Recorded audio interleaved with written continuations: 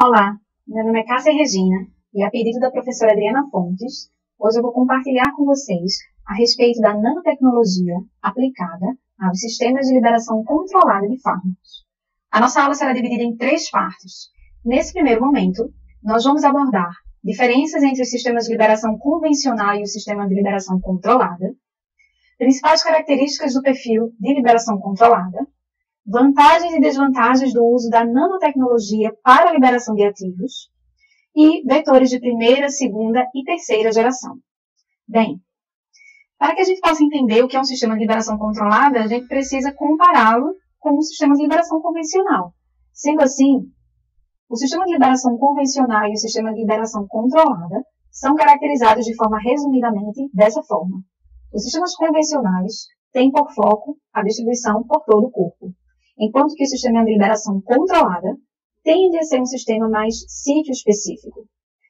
O sistema de liberação convencional ele é amplamente utilizado para tratamento de várias doenças, em especial as doenças agudas, enquanto que o sistema de liberação controlada ele tem sido focado principalmente para o tratamento de doenças crônicas. Esse gráfico ele ilustra como os dois perfis de liberação podem ser comparados. Então, aqui no eixo Y, a gente tem a concentração do fármaco no sangue ao longo do tempo do tratamento. O gráfico apresentado em preto é o sistema de liberação convencional.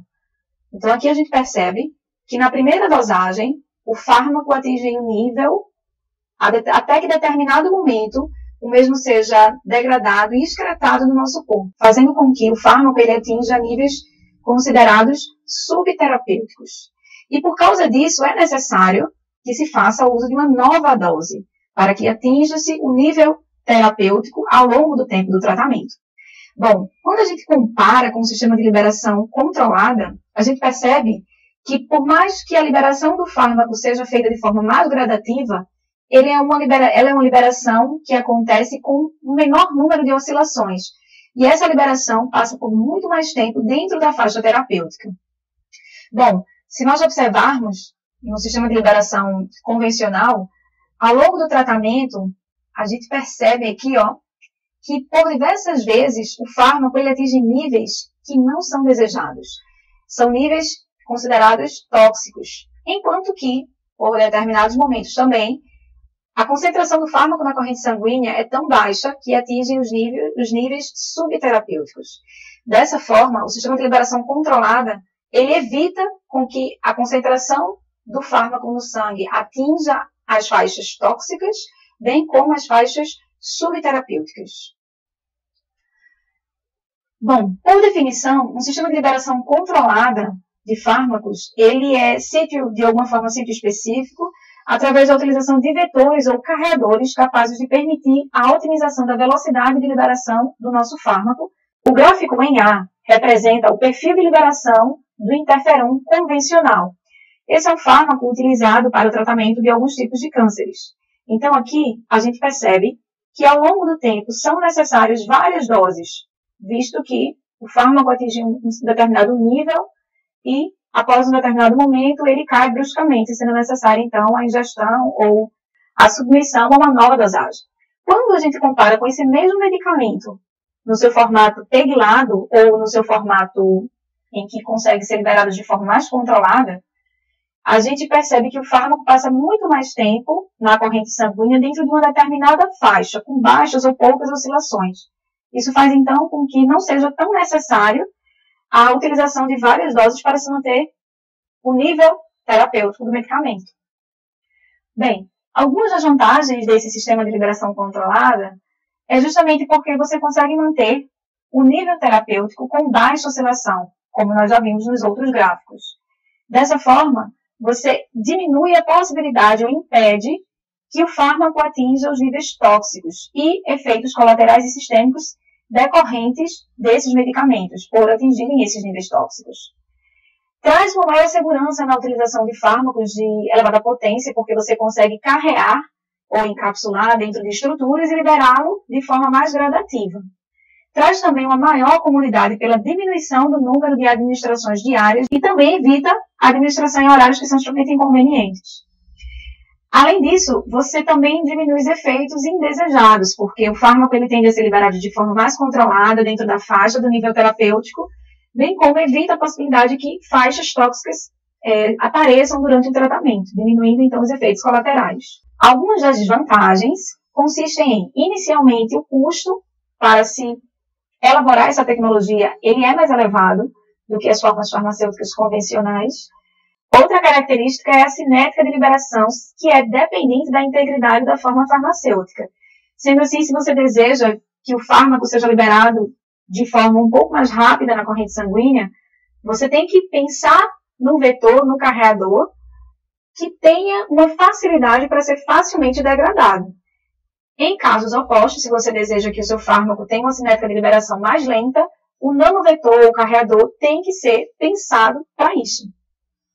Uma das características que eu acredito ser uma das desvantagens mais cruciais é a impossibilidade da interrupção do efeito terapêutico imediato no caso de uma intoxicação ou uma intolerância, visto que o fármaco ele vai ser liberado de forma mais gradativa, o que dificulta essa interrupção do efeito terapêutico do medicamento. Bem, os agentes ideais para os sistemas de liberação são aqueles que podem ser liberados no sítio certo, na dose certa e no tempo requerido. Esse vídeo, ele ilustra para a gente um pouco desse nanomundo, o uso da nanotecnologia na construção de estratégias para liberar o fármaco de forma controlada. Imagine something 80,000 times smaller than the breadth of a ridge on a fingertip, unlocking a new frontier into cancer research. Nanotechnology, the science of building small, is changing the way we look at cancer. More importantly, the way we look at diagnosis and treatment.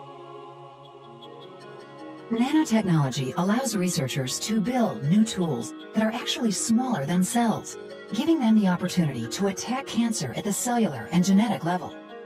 This technology not only enables health practitioners to detect cancer earlier, but also holds the promise of stopping cancer before it even develops. This revolutionary approach is so precise, doctors will be able to design a unique treatment for an individual's own medical and genetic profile. Based on computer chip technology, diagnostic devices such as nanoarrays are thousands of times more sensitive and accurate than current techniques. Because of their size, multiple lab tests can be done more rapidly and at a much lower cost, using one nanodevice instead of many.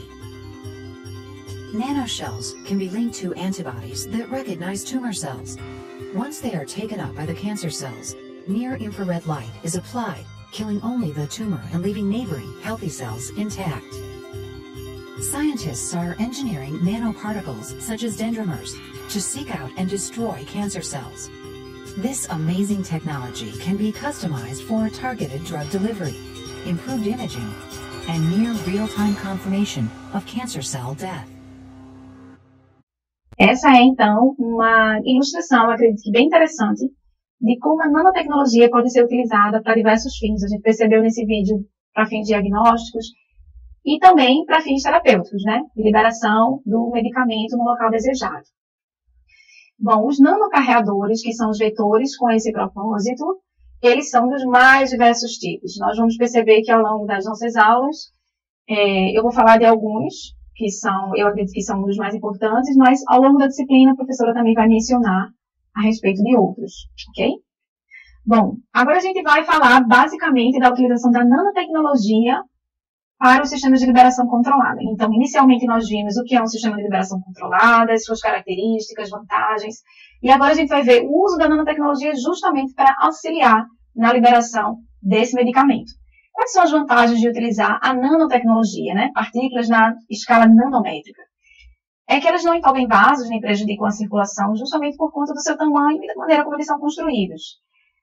Também, graças ao seu tamanho, podem ser facilmente endocitadas ou fagocitadas pelas células-alvo, e alguns estudos já têm demonstrado que a captura de nanopartículas ou de nanovetores, ela é maior do que partículas de tamanhos na escala micrométrica, que é uma escala um pouco maior. Sendo assim, o tamanho facilita bastante, né, nesse processo de captura pelas células-alvo. Eles podem atravessar algumas barreiras biológicas, como a pele, endotélio de algumas regiões, ou então, quando bem construídos, barreiras de difícil acesso, que são as barreiras de vasos do nosso cérebro. Podem carregar também substâncias de interesse para o tecido desejado. Então, nesse caso, ele não simplesmente libera, ele pode liberar no local que você deseja. Sendo assim, as principais vantagens de utilizar a nanotecnologia são justamente o controle da liberação do fármaco, a proteção do ativo ou do medicamento dentro de estruturas, o direcionamento para os locais desejáveis. Bem, os principais objetivos de utilizar a nanotecnologia para o direcionamento de fármacos é superar problemas como a baixa solubilidade desses medicamentos. Além disso, você tem condições de, por meio do nanocarreador, direcionar para o local desejado, então você pode aumentar a biodisponibilidade do medicamento no local desejado. Você também pode controlar a taxa de difusão ou de liberação do medicamento na corrente sanguínea e também diminuir ou controlar os aspectos como imunogenicidade. O direcionamento do fármaco aos alvos, ele é importantíssimo, porque você evita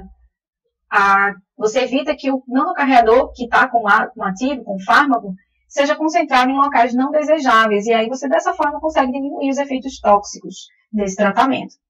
Você consegue proteger fármacos ou ativos que são, de alguma forma, sensíveis, como peptídeos, anticorpos, ácidos nucleicos, citocinas. E agora a gente vai falar sobre alguns dos sistemas de vetorização ou alguns nanocarreadores de fármacos. Bom, nesse aspecto, nós precisamos considerar que a distribuição do fármaco depende das propriedades físico-químicas de quem está transportando, ou do seu vetor. Características como tamanho são importantíssimas. Alguns estudos têm demonstrado que, se o objetivo é tratamento de câncer, partículas de até 200 nanômetros, elas são as mais propícias a serem depositadas no local do tumor. Então, o tamanho, no momento da formulação, ele é importantíssimo. A estabilidade química desse vetor também é um aspecto que tem que ser considerado. Então, você vai construir um nanovetor, mas tem que pensar se ele é facilmente degradado. Por onde é que ele vai passar? Ele vai ser liberado pela via oral, vai passar por meio da pele, sistemas transdérmicos. Então, a estabilidade desse vetor nos fluidos biológicos também é algo importantíssimo. Características como afinidade ou não pela água também têm que ser consideradas. Então, construir o vetor e analisar essas três principais características é importantíssima para que você consiga controlar a distribuição desse medicamento. Bom, se nós pudéssemos dividir os vetores em três categorias, elas seriam mais ou menos dessa forma. Vetores de primeira geração são aqueles vetores que têm como propósito aumentar a solubilidade do medicamento e, de alguma forma, controlar a liberação do mesmo. Mas aí ele não tinha um direcionamento, ou não tem um direcionamento, ou uma proteção específica. E, por causa disso, eles são direcionados para o fígado ou reconhecidos pelo sistema mononuclear fagocítico da nossa corrente sanguínea, por exemplo, que compreende macrófagos que rapidamente retiram partículas da corrente sanguínea se eles não tiverem nenhuma proteção adicional. Então, dessa forma, vetores de primeira geração, eles tendem a ser focados ou não tem problema se passarem por órgãos do sistema mononuclear fagocítico, por exemplo. Os vetores de segunda geração já são considerados vetores mais inteligentes, porque eles são construídos com o propósito de driblar o sistema mononuclear fagocítico e, de alguma forma, serem direcionados para o local em que se deseja que ele haja. Por fim, vetores de terceira geração são vetores que compreendem características da segunda geração e que têm um plus, que é justamente possuírem na sua superfície ligantes que permitam que ele se ligue em células específicas. E aí a gente tem um direcionamento do nanovetor. Bom, os vetores de primeira geração, como nós já mencionamos, eles são importantíssimos porque visam melhorar a solubilidade de fármacos e, de alguma forma, controlar a liberação desse medicamento. Bom, aqui é um sistema, um comprimido, que ilustra como é um sistema de liberação controlado por via oral. Então, esse comprimido apresenta uma membrana aqui, como vocês conseguem visualizar em preto. Essa membrana ela é considerada semipermeável porque ela permite a passagem da água para o interior. Essa água acaba por entumecer o material polimérico que está aqui ao redor. E também a água passa para o núcleo onde contém o medicamento, que é chamado de núcleo osmótico. A água que passa por essa camada polimérica, permite então o entumecimento do mesmo, ou entumecimento dessa camada. E aí, na hora que entumece, espreme ou diminui o tamanho, ou vai pressionando a liberação do fármaco por meio de apenas um orifício de liberação. Esse sistema nem é tão novo assim. Então, como a gente pode perceber aqui, ele já foi pensado, já foi desenvolvido desde a década de 70. E aqui a gente tem um exemplo de um medicamento para hipertensão, que é o Adlat. O Adlat, ele tem um orifício aqui, é muito fácil de visualizar, um orifício feito a laser. E é por esse orifício que o fármaco é liberado. Então, existem basicamente 3 níveis de formulações para liberar de forma controlada esse medicamento. Esse primeiro, que é o do Adlat aqui, ele é muito semelhante com o sistema que nós vimos anteriormente.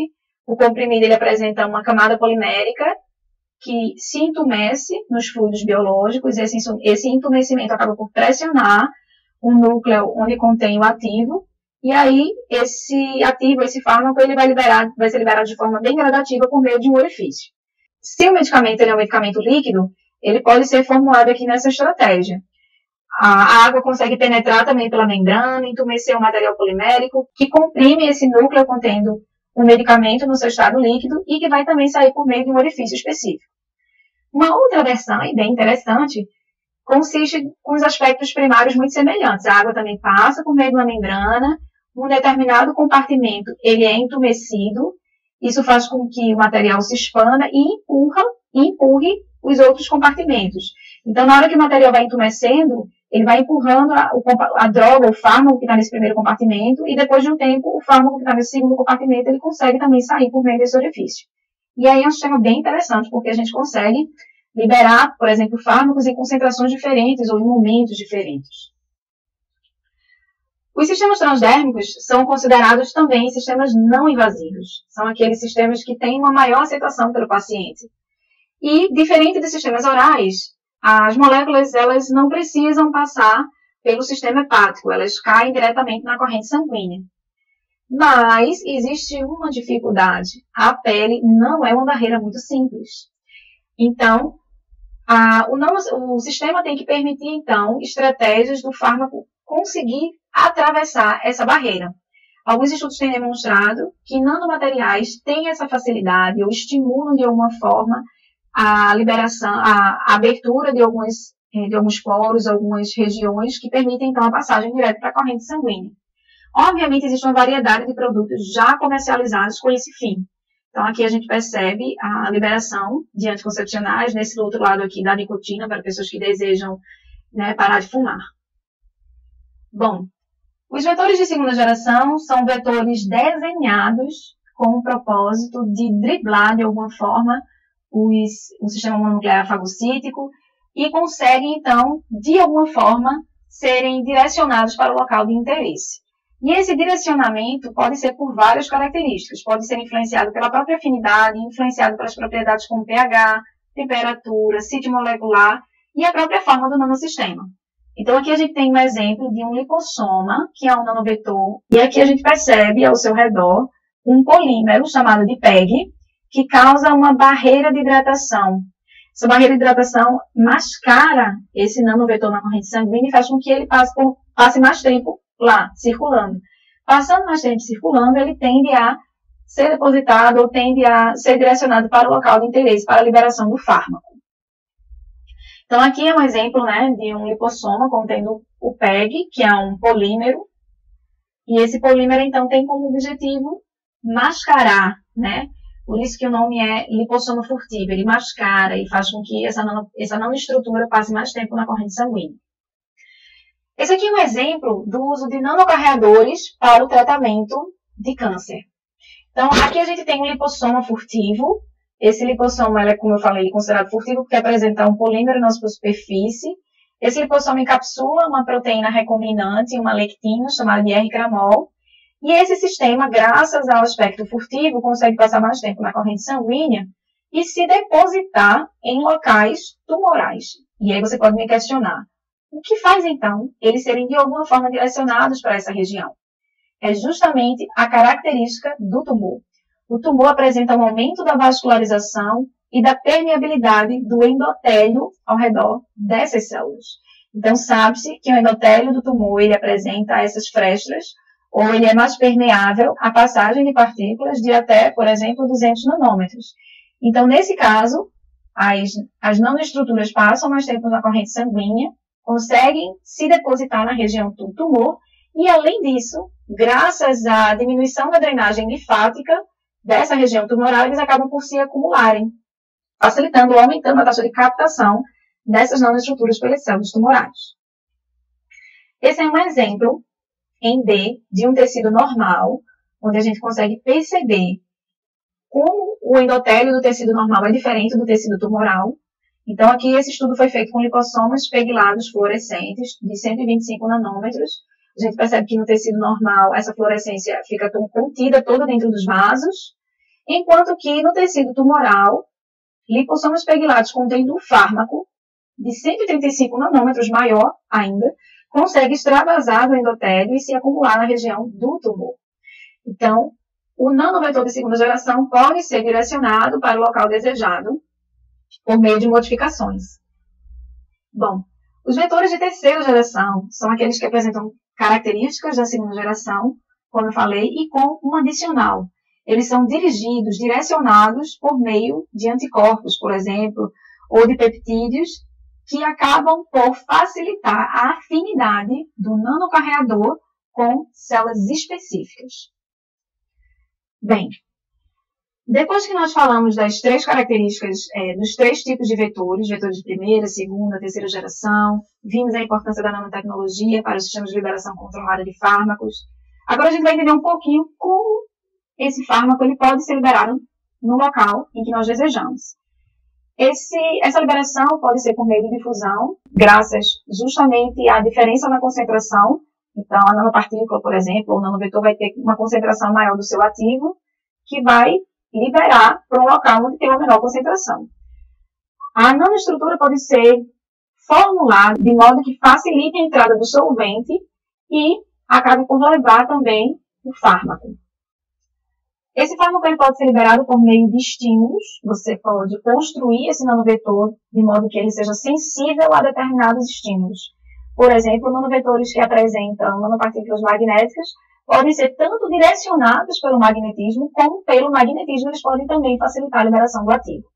Como nós vimos no vídeo anterior, a luz também pode ser utilizada para o direcionamento e para o estímulo da liberação do medicamento.